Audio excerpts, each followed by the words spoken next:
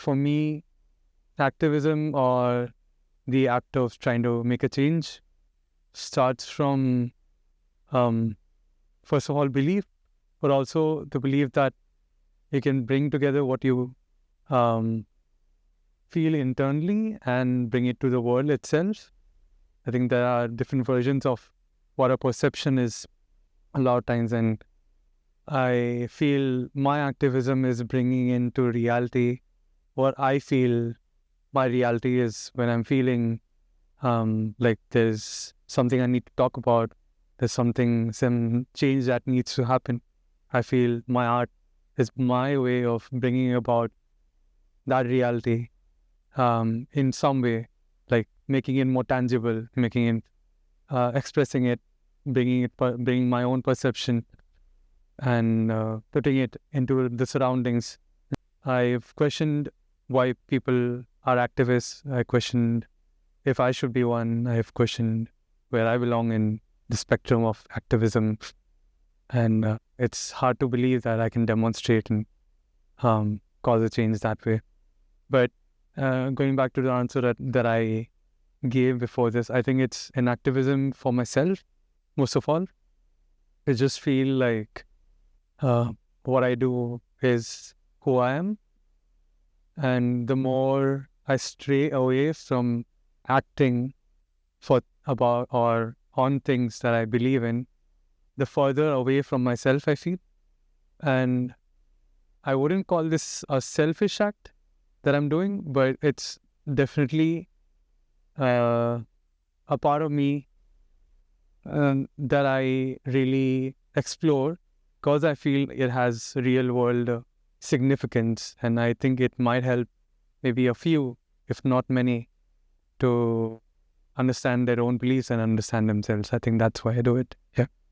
Of course, when it comes to political inclinations, I'm biased. I think we all have our own inclinations, and I can't say that I don't have mine. And if someone sees my art, they would definitely understand what I mean by it and why I'm making it. And if you really want to cater to like a lot of echo chambers and really cause at least a small ripple in thought processes and make people think, I think you need to be you need to really take political scenarios and political thoughts and all these topics as a case study. And it's hard to be isolated or detached from it, I think, but as an artist, it is your responsibility to make something that causes people to introspect. And this piece is, it came from this research we're doing at school, where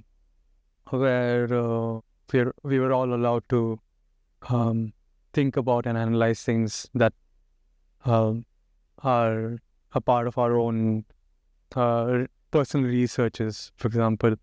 So for me, it was important to question the kind of content, the kind of social media that we look into. And a feeling that I feel a lot of people find problematic, or a lot of people find, I would say, hard to deal with, is the feeling of apathy, or almost the absence of feeling, which I think is very common now because of the hyperstimulation, the images that we see day in, day out, content being sold to us and thrown at us almost every single moment incessantly. This project was more of me trying to put it there, saying that we all feel apathetic, and that makes me in a way scared, I feel, about how the future could look like, where there might be something that really affects all our lives and we wouldn't care because we are just in our own bubbles, very sufficient, very satisfied with everything that we already have, and we wouldn't care about things until they actually end up affecting us. And by the time, I think things are too late. So I feel like the space is exactly that.